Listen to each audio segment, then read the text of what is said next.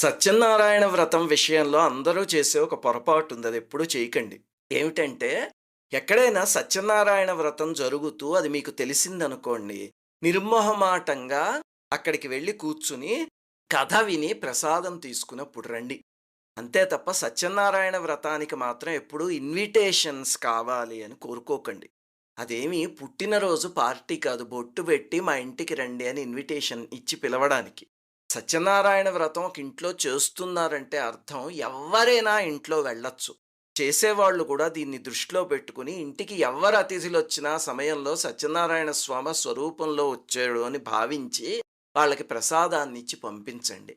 అందుకే సత్యనారాయణ వ్రత కథల్లో ఒక బ్రాహ్మణుడు వ్రతం చేస్తూ ఉంటే ఒక కట్టెలమ్ముకునే ఆయన వచ్చి కూర్చున్నారు అని రాశారు మొట్టమొదటి కథలో. ఆయన్ని ఎవరు పిలిచారు? ఎవ్వరూ పిలవలే. ఎవ్వరైనా సత్యనారాయణ వ్రతానికి వెళ్లి కూర్చోవచ్చు.